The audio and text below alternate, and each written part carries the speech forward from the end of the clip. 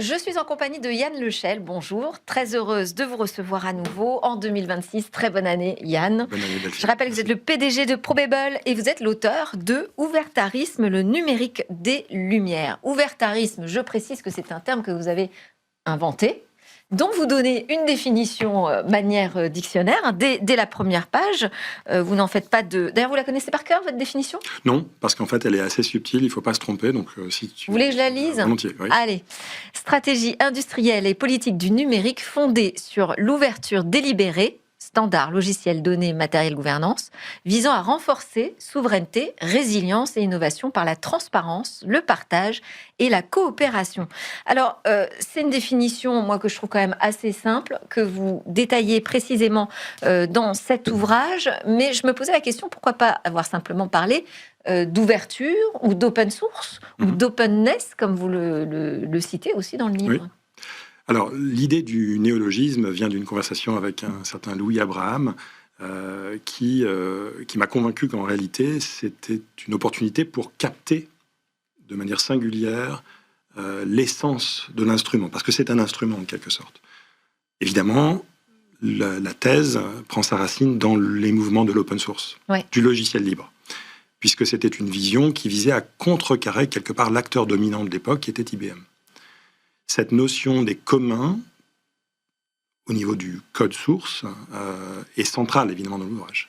Il se trouve que lorsqu'on en parle notamment à des responsables politiques, la notion d'open source devient beaucoup plus complexe à manier. L'open source est considéré comme ésotérique.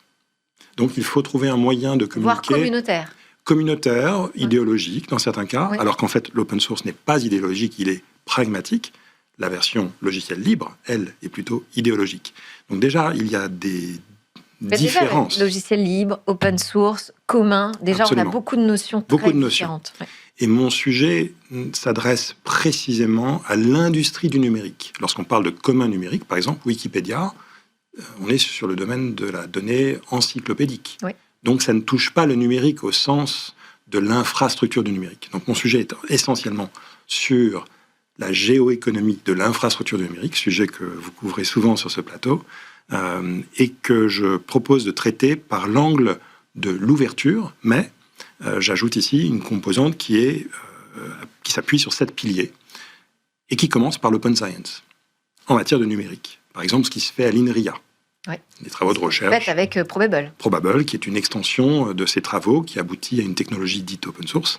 Mais il existe toute forme d'ouverture, l'open science, l'open data, l'open source, l'open weights, l'open standards, l'open platform, l'open hardware.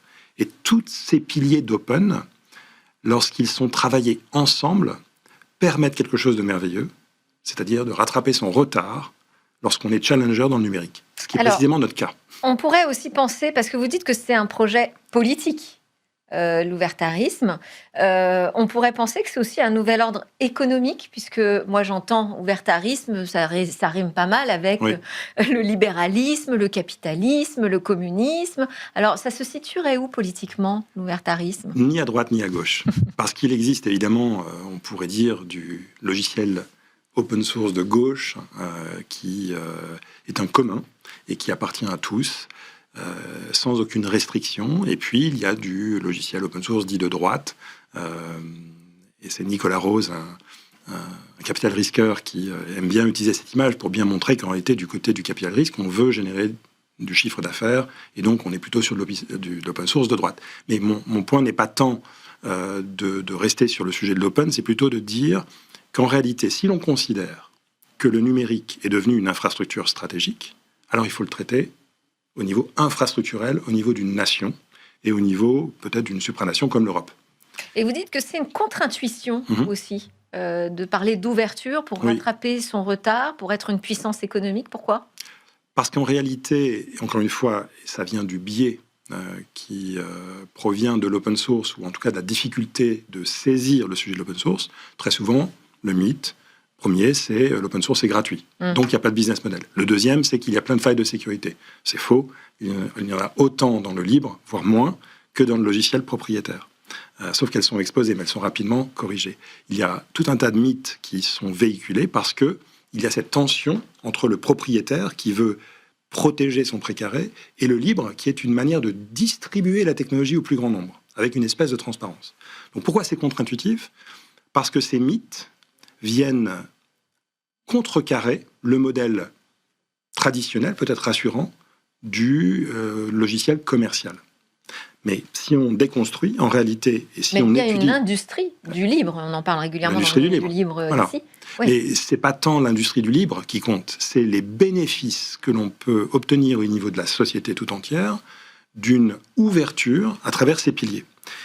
Les big tech utilisent l'open pour contrer les big tech. C'est très intéressant parce que ça devient un instrument tactique. Les nations, notamment celles qui ont saisi l'opportunité, comme la Chine, utilisent l'open depuis sa stratégie industrielle de 2022 pour contrer les États-Unis. Oui. Et les États-Unis, qui se retrouvaient en perte de vitesse sur le sujet des modèles Large Language Models, les LLM, ont, le 5 août 2025, exprimé le fait qu'ils allaient soutenir les modèles libres. Les modèles ouverts.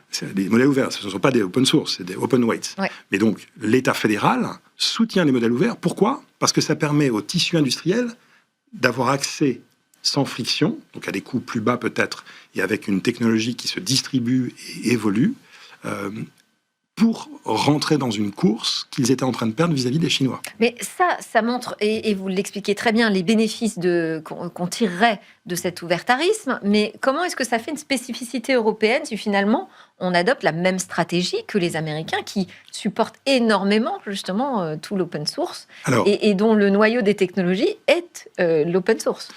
Nous ne sommes pas sur un dogmatisme et l'ouvertarisme n'est pas une proposition qui serait exclusive du reste. C'est pour ça qu'elle n'est ni de droite ni de gauche, elle n'est pas exclusive des technologies, par exemple américaines, que l'on admire quand même énormément et qu'on utilise de toute manière. Ouais. Ce n'est pas le sujet. Le sujet, c'est comment pouvons-nous utiliser un instrument comme l'ouvertarisme pour rattraper notre retard.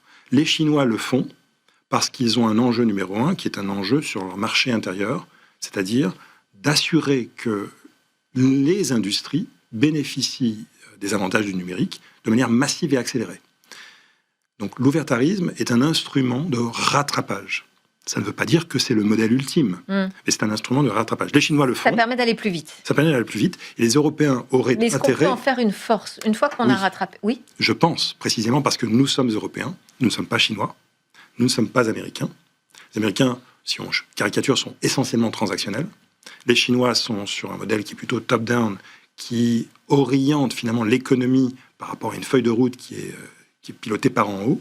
L'Europe est hybride, en quelque sorte.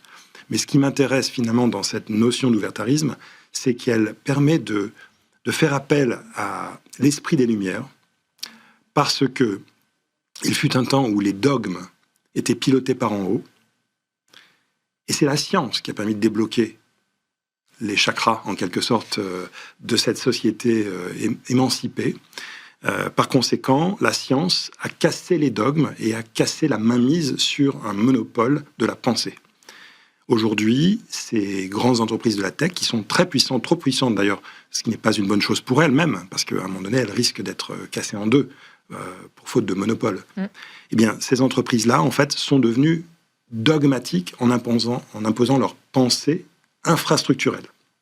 L'open permet de casser cette pensée, de se dire je peux ouvrir le capot, je peux modulariser, je reprends la maîtrise, je reprends le contrôle sur cette infrastructure, et donc c'est le pendant des Lumières, c'est-à-dire plus de science, plus d'open à tous les niveaux, le protocole, l'infrastructure, le logiciel, les modèles d'IA qui sont de plus en plus puissants, mais aussi opaques. Et c'est ce que vous dites, en fait, c'est pas juste un instrument économique, c'est aussi un instrument de transparence pour la société, de retrouver de la confiance finalement dans notre numérique. Donc ce serait aussi philosophique quelque part.